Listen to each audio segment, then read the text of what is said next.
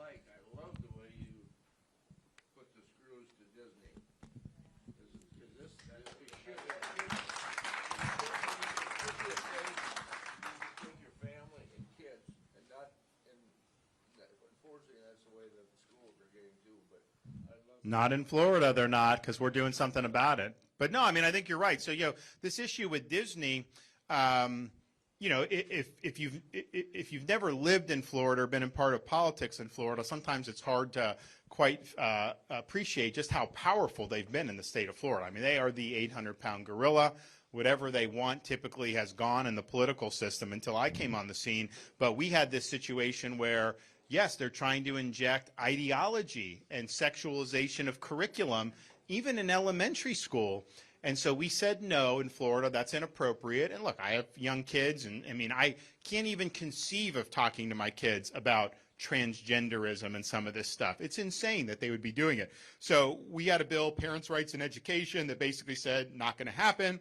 The left opposed us, the media opposed us. Well, we understood that. But then Disney came out, and a lot of people are like, oh, forget it. There's no way you're going to be able to do it once they come out for it. But, my job is to lead for the people that elected me. It's not to subcontract out my office to a woke corporation based in Burbank, California. And I just won't be a part of that. So we dug in. We did what was right. And the kids in Florida are better off. But there's a larger issue at stake here about woke corporations generally, but then also specifically about why would a company like Disney want to get involved in this stuff?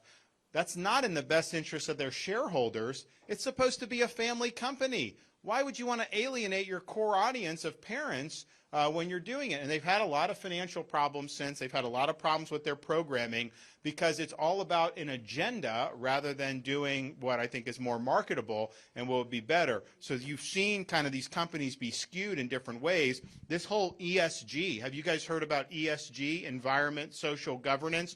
It's basically a ruse that justifies big corporations to use their economic power to advance a social or a political agenda. Because normally, especially if you're publicly traded, you have a fiduciary obligation to the shareholders to produce value. And so you can't get off in tangents because that would violate the fiduciary duty. So they use ESG to say, no, this is part of what your obligation to consider all these environmental factors, governance factors, social factors.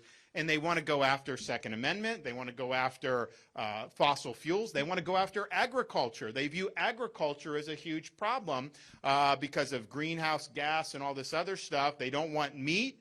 So there's a huge agenda behind this. And in Florida, we kneecapped it. We banned ESG in our pension. We banned the use of social credit scores. And we need to kneecap ESG nationwide.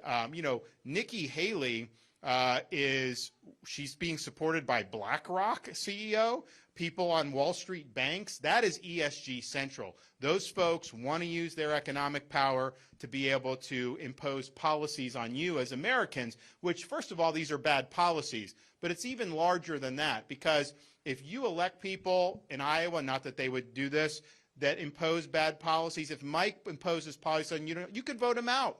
You can vote out people that you elect. When it's being done by these big corporations based in New York, where is your recourse as a citizen if they're changing policy? So this whole idea of ESG, we're going to defeat, and those types of policies are going to be dead on arrival when I become president. Don't worry about that.